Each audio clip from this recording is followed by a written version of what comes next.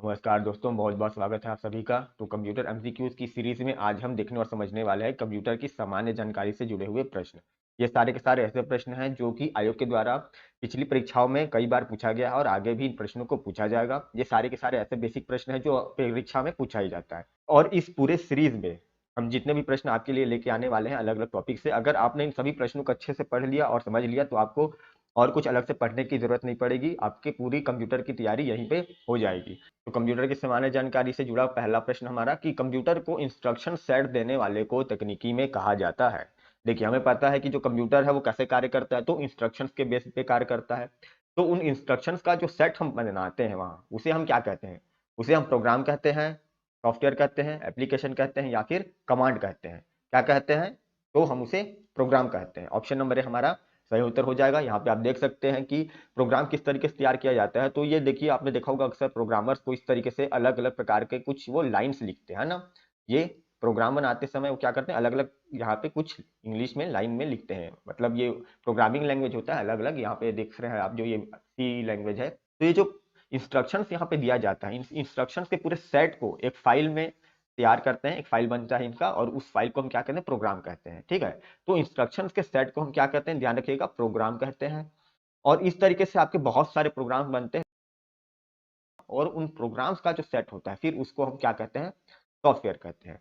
ठीक, तो instruction set से बनता है प्रोग्राम और प्रोग्राम के सेट से मिलकर बनता है आपका सॉफ्टवेयर। चलिए अगला देख लेते हैं। कंप्यूटर का उपयोग शिक्षा में प्रारंभ हुआ था। देखिए, शिक्षा में यानी एजुकेशन फील्ड में आपका जो कंप्यूटर था उसका इस्तेमाल कब से शुरू हुआ था? तो 1970 से शुरू हो गया था। तो ऑप्शन नंबर बी आपका सही उत्तर हो जाएगा यहाँ पे। अगला प्रश्न है कि कंप्यूटर में सीएडी यानी कैड का उपयोग किसके रूप में अभिव्यक्त यानी कि समड अप किया जा सकता है? देखिए, कैड क्या होता है? तो कैड आपको पता होगा, कंप्यूटर एडेड डिजाइन। ठीक है, कंप्यूटर एडेड डिजाइन ये क्या होता है? ये आपका एक टेक्निक है कंप्यूटर में जो भी डिजाइनिंग का काम होता है। आपने देखा होगा अगर हमको किसी चीज का डिजाइन करना है, जैसे इंजीनियर्स हैं, जैसे मान लीजिए कोई सिविल इंजीनियर है, ठीक है, तो वो क्या करते हैं? उनका जो भी घर वर का नक्शा है वो किस में तैयार करते हैं? वो कंप्यूटर में तैयार करते हैं। तो अब वो कंप्यूटर में किसी सॉफ्टवेयर का इस्तेमाल करके तैयार करते हैं। तो वो जितना भी डिजाइनिंग का सॉफ्टवेयर होता है उसमें जो टेक्निक यूज होता है वो होता है कैड।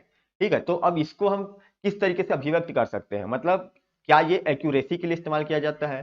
क्या ये रिपीट एबिलिटी के लिए इस्तेमाल किया जाता है? क्या ये स्पीड और फ्लेक्सिबिलिटी के लिए इस्तेमाल किया जाता है हमारे प्रोडक्शन कार्य को, या इन सभी के लिए इस्तेमाल किया जाता है? तो इसका सही उत्तर है आपका उपरोक्त सभी। मतलब जो कैड सॉफ्टवेयर हम इस्तेमाल करते हैं वो इसलिए भी करते हैं कि हम जो भी कार्य कर रहे हैं वो पूरे एक्यूरेसी के साथ हो, शुद्धता के साथ हो, उसमें कोई गड़बड़ी मत हो, डिजाइन में टेढ़ा मेढ़ा मत हो जाए।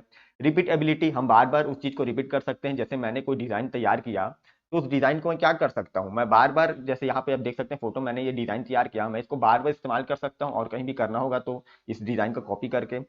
स्पीड और फ्लेक्सिबिलिटी, सीधी सी बात है, हम कोई भी काम करेंगे कंप्यूटर में यहाँ पे सॉफ्टवेयर का इस्तेमाल करके तो स्पीड बढ़ेगा हमारा और हमारा फ्लेक्सिबिलिटी भी बढ़ेगी, हमारा काम भी जल्दी होता है और आसानी से हो जाता है। तो ये सारे के सारे जो है हमारी क्वालिटी हैं किसके? कैड के। ठीक, तो इस तरीके से आपको याद रखना है।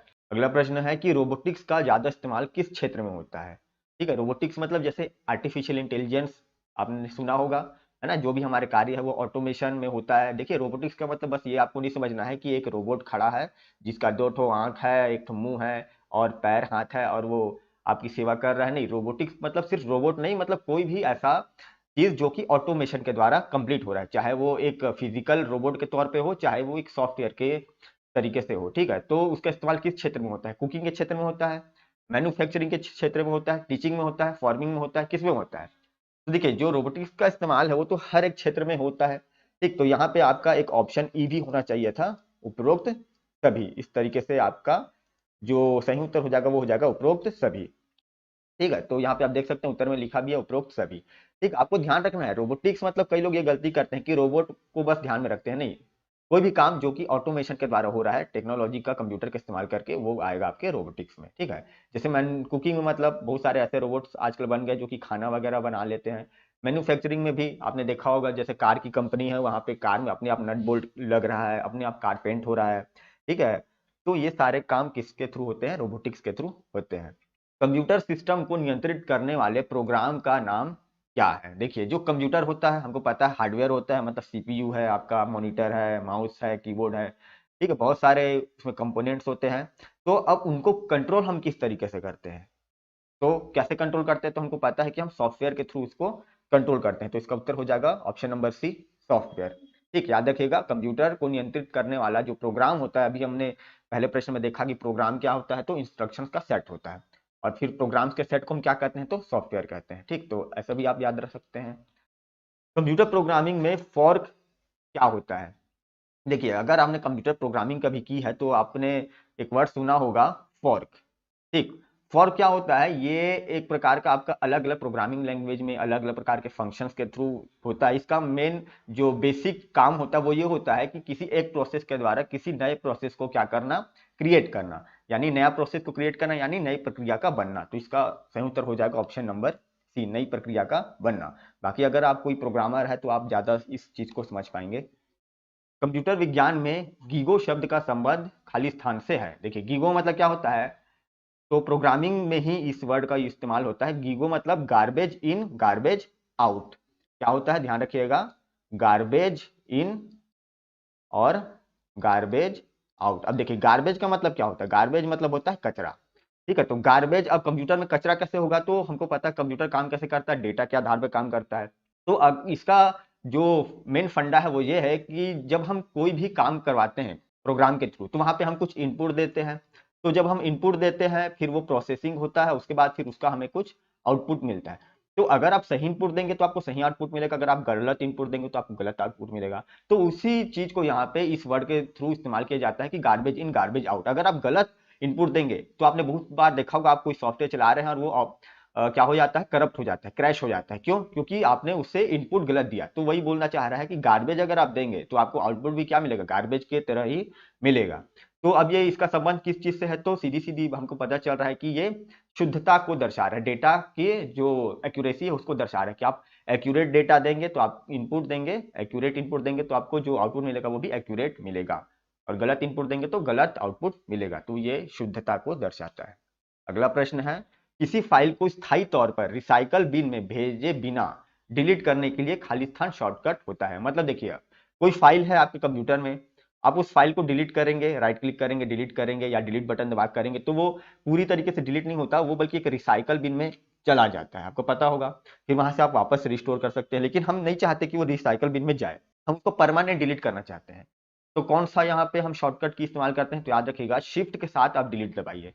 नॉर्मल डिलीट बटन दबाएंगे तो क्या होता है, वहां पे वो रिसाइकल बिन में चला जाता है फाइल, लेकिन हम नहीं चाहते रिसाइकल बिन में जाए, वो पूरा परमानेंट डिलीट हो जाए। तो शिफ्ट के साथ आपको डिलीट बटन दबाना है, तो वहां पे जो फिर आपका ऑप्शन मिलेगा वो परमानेंट डिलीट करने का मिलेगा। चलिए ठीक है। अगला प्रश्न है कि कौन सा सही नहीं है। देखिए, यहाँ पे कुछ स्टेटमेंट लिखा हुआ है, इनमें से कौन सा सही नहीं है, गलत है। पहला है कि लिखा है डिलीट फाइलें रिसाइकल बिन से रिस्टोर हो सकती है। हाँ, ये तो बिल्कुल सही बात है। अगला, फाइलों को रिसाइकल बिन में भेजने पर डिस्क में फ्री स्पेस स्टोर हो सकता है। हाँ, बिल्कुल सही बात है। किसी टेक्स्ट से डिलीट हुआ एक पैसेज रिस्टोर हो सकता है।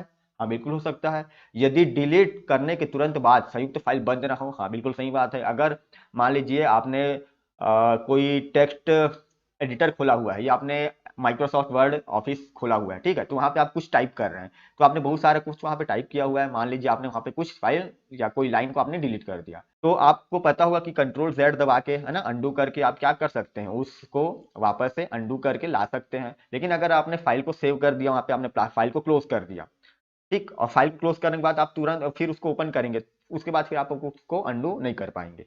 तो ये भी सही है। तो इसका फिर सही उत्तर हो जाएगा ऑप्शन नंबर डी, उपयुक्त में से कोई नहीं। मतलब ये सारे स्टेटमेंट सही हैं, गलत एक भी नहीं है। ठीक है, तो ऑप्शन नंबर डी इसका सही उत्तर होगा। अगला प्रश्न है कि 8085 एक खाली स्थान बिट माइक्रो प्रोसेसर था। देखिए, हमें पता है कि जो माइक्रो प्रोसेसर होते हैं इनके अलग अलग वर्जन बने हुए थे, तो इसी में से आपका एक माइक्रो प्रोसेसर था इंटेल 8085। तो ये जो आपका माइक्रो प्रोसेसर था, ये कितने बीट का माइक्रो प्रोसेसर था, 4 बीट का था, 8 बीट का, 16 बीट का या 32 बीट का? तो याद रखिएगा ये 8 बीट का प्रोसेसर था। ठीक है। IBM स्वचालित अनुक्रम नियंत्रित कैलकुलेटर, ठीक है, यानी कि ऑटोमेटिक सीक्वेंस कंट्रोल्ड कैलकुलेटर को कहा जाता है। देखिए, किसको कहा जाता है, इनियाक को कहा जाता है, मार्क 1 को कहा जाता है, एनालिटिकल इंजन या यूनिवैक 1? देखिए, याद रखिएगा ऑप्शन नंबर बी इसका सही उत्तर हो जाएगा। जो मार्क 1 है, IBM के द्वारा ये बनाया गया था ये कंप्यूटर आपका, तो मार्क 1 इसका नाम था। तो इसे ही हम क्या कहते हैं, इसे ही ASCC भी कहते हैं, ऑटोमेटिक सीक्वेंस कंट्रोल्ड कैलकुलेटर कहा जाता है इसे। ठीक, याद रखिएगा किसको कहते हैं, तो मार्क 1 को कहते हैं। अगला है कि फाइल या अन्य फोल्डर स्टोर करने के लिए खाली स्थान एक कंटेनर है। देखिए आपने बहुत सारा फाइल बनाया, अब आपको उसको रखना है, कैसे रखते हो आपको पता है, फोल्डर में रखते हैं, ठीक है ना। हम एक फोल्डर बना लेते, मान लेते हैं आपके पास बहुत सारे सॉन्ग्स हैं, ठीक है ना, सॉन्ग नंबर 1, सॉन्ग नंबर 2, बहुत सारा आपके पास गाना है, सॉन्ग है, तो आप उसको क्या करते हैं, एक फोल्डर बनाते हैं और उसमें आप उसको रख देते हैं, ठीक है ना। तो क्या बोलते हैं इसको, फोल्डर बोलते हैं। तो ऑप्शन नंबर ए आपका सही उत्तर हो जाएगा, फोल्डर बोलते हैं। देखिए इस तरीके का आपने देखा भी होगा।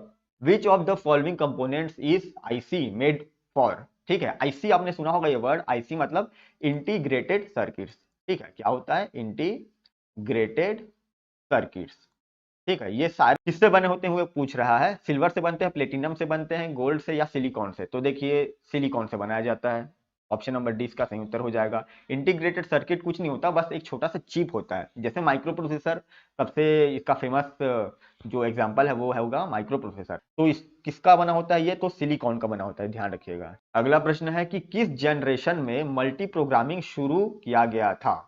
देखिए आपको पता है कि शुरू में जो कंप्यूटर बनते थे वो सिर्फ एक ही काम कर पाते थे एक बार में, लेकिन आजकल जो कंप्यूटर्स होते हैं वो एक बार में मल्टी प्रोग्रामिंग करते हैं। जैसे आपने कंप्यूटर में सॉन्ग भी चला दिया, उसी टाइम आप गेम भी खेल रहे हैं, उसी टाइम आपने कोई और भी काम वहाँ पे मान लीजिए एडिटिंग का काम वहाँ पे आपने लगा के रखा है, तो सारे काम एक साथ होते हैं।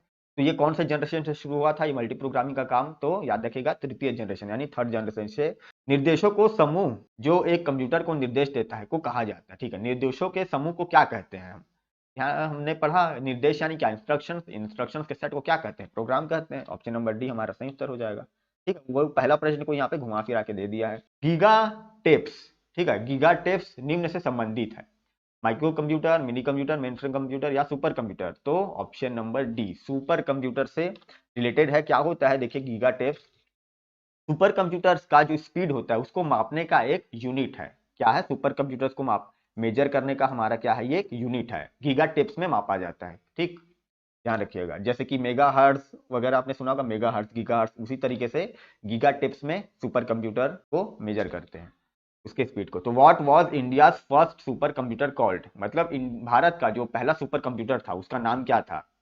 तो आपको पता होगा परम, है ना, लेकिन परम 8000 याद रखेगा, परम 8000 इसका नाम था, परम 8000। कंप्यूटर का उपयोग बिजनेस अनुप्रयोग के लिए अट्रैक्टिव है क्योंकि इसका कारण है, देखिए जो कंप्यूटर है उसका आजकल इस्तेमाल हो रहा है हर एक बिजनेस में, क्यों होता है, शुद्धता की वजह से होता है, मतलब एक्यूरेट होता है उसका जो भी कार्य वहां पे किया जाता है। जैसे कैलकुलेशन का काम कर रहे हैं तो क्या वो एकदम एक्यूरेट रहेगा। विश्वसनीयता, विश्वसनीयता मतलब हर किसी को कंप्यूटर चलाने आता है ना, बहुत लोकप्रिय है। गति, इसकी स्पीड बहुत ज्यादा होती है, या ये सभी, है ना, ये सारे के सारे कंप्यूटर के क्या है, क्वालिटीज हैं, इसलिए इसको कंप्यूटर को बिजनेस में इस्तेमाल किया जाता है।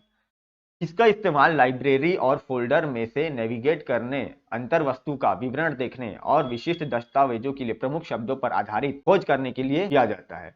देखिए इसका मतलब मैं आपको समझा देता हूँ, ये बोल रहा है कि जो भी आपकी लाइब्रेरी है यानी कि जो भी आपके फाइल्स फोल्डर्स वगैरह है उनको आपको देखना है, उनको आपको कुछ भी उस फाइल को ओपन करना है, डिलीट करना है, कोई भी आपको काम करना है उस फाइल फोल्डर से रिलेटेड, तो उसको आप ब्राउज करते हैं। उसको ब्राउज आप कहाँ से करते हैं, कैसे करते हैं, दस्तावेज विंडो, दस्तावेज विंडो यानी डॉक्यूमेंट विंडो, मतलब आपने कोई टेक्स्ट एडिटर ओपन कर लिया जैसे माइक्रोसॉफ्ट वर्ड आपने इस्तेमाल कर लिया, तो वो जो विंडो क्या वहां से आप करते हैं, क्या डेस्कटॉप से आप करते हैं क्या फोल्डर्स को नेविगेट। कार्यपट्टी यानी टास्क बार, नीचे जो टास्क बार इस तरीके से ये आप देखते हैं यहाँ पे, ये जो नीचे आता है ये इसको टास्क बार बोलते हैं। विंडोज एक्सप्लोरर, विंडोज एक्सप्लोरर क्या होता है, तो जो जैसे माई कंप्यूटर आप ओपन करते हैं कंप्यूटर में तो वो जो विंडो आपके सामने खुलता है उसको बोलते हैं विंडोज एक्सप्लोरर। तो किसका इस्तेमाल करते हैं, तो देखिए विंडोज एक्सप्लोरर का इस्तेमाल करते हैं। ये कुछ इस तरीके से आप देख सकते हैं, ठीक है, विंडोज एक्सप्लोरर आप ओपन करते हैं तो यहाँ पे आपको सब आपका फाइल फोल्डर वगैरह यहाँ पे आपको दिखता है। आप किसी भी फाइल फोल्डर को यहाँ पे नेविगेट कर सकते हैं, उसमें कुछ भी आप कार्य कर सकते हैं। चलिए अगला प्रश्न है कि बैंकिंग या रेलवे आदि में कौन सा कंप्यूटर का उपयोग होता है। देखिए बैंकिंग सेक्टर या रेलवे सेक्टर, ये जो आपके फील्ड होते हैं ये ऐसे फील्ड हैं जो कि बहुत ही ज्यादा फैले हुए होते हैं। मतलब जैसे बैंक हो गया, तो बैंक का काम क्या है, एक जगह सिर्फ बैठ के छोटा मोटा काम करना तो नहीं है, ये हो सकता है पूरे देश भर में फैला हो, इनका पूरा नेटवर्क होता है, या पूरे विदेश में भी फैला हो, है ना, पूरी दुनिया में फैला हो। तो एक जगह का डेटा दूसरे जगह के डेटा के साथ वहाँ पे रिलेट होना चाहिए, वहाँ पे कनेक्शन होना चाहिए कंप्यूटर्स के बीच में, कि यहाँ का डेटा वहाँ का डेटा आपस में आदान प्रदान हो, है ना। यहाँ से आपने पैसा भेजा तो आपके अकाउंट से कट जाए, आपने अमेरिका में पैसा भेजा है तो जिसके अकाउंट में भेजा उसके अकाउंट में उतने पैसे ऐड हो जाए, आपके अकाउंट से कट जाए। तो ये सारा का जो काम होता है कैसे होता है, नेटवर्क के थ्रू, एक नेटवर्क होना चाहिए हर एक कंप्यूटर के बीच में, और बहुत ही पावरफुल कंप्यूटर चाहिए, ठीक है, तो यहाँ पे मेन फ्रेम कंप्यूटर का इस्तेमाल किया जाता है। मेन फ्रेम कंप्यूटर बहुत ही पावरफुल कंप्यूटर होता है और यहाँ पे अलग अलग आप यहाँ पे होस्ट भी बना सकते हैं, मतलब एक बहुत ही पावरफुल सीपीयू की तरह आप समझ सकते हैं इसको, जहाँ पे हाई स्टोरेज और हाई स्पीड है। और फिर जितने भी वहाँ पे आपके काम करने वाले एम्प्लॉय हैं, आप इन सबको क्या कर सकते हैं, इस तरीके से होस्ट बना के दे सकते हैं। अब देखिए यहाँ पे जहाँ मान लीजिए ये कुछ काम कर रहा है, ठीक है, तो इसका जो डेटा है ये यहाँ पे स्टोर हो जाएगा। अब इसी डेटा को ये दूसरे लोग भी क्या कर सकते हैं, एक्सेस कर सकते हैं। ठीक है, तो ये पूरा एक कनेक्शन बन जाता है। अब एक ऑफिस है तो वहाँ पे आपका बड़ा सा एक पूरा कंप्यूटर हो गया और सारे कंप्यूटर क्या हो गए, कनेक्टेड हो गए इस तरीके से, तो सब एक दूसरे के डेटा का आदान प्रदान कर सकते हैं। ठीक है, तो इस तरीके से होता है आपका मेन फ्रेम कंप्यूटर। तो दोस्तों ये थे हमारे आज का कंप्यूटर की सामान्य जानकारी से जुड़े हुए कुछ प्रश्न। ये सारे ऐसे प्रश्न हैं जो किसी न किसी परीक्षा में आपसे पूछा गया है आयोग के द्वारा। तो इसको आप अच्छे से पढ़िए, जो भी आपको डाउट है आप कमेंट करके पूछ सकते हैं। और कंप्यूटर एमसीक्यूज की पूरी सीरीज में हम इस तरीके से अलग अलग टॉपिक से रिलेटेड आपको अलग अलग प्रश्न लेकर आपके लिए आते रहेंगे। तो आप अगर पहली बार इस चैनल पे आए हैं तो आप इसे सब्सक्राइब कर सकते हैं ताकि आपसे आने वाला कोई भी वीडियो मिस ना हो। तो ठीक है दोस्तों, अगला वीडियो हम आपके लिए जल्द ही लेकर आएंगे, तब तक के लिए धन्यवाद।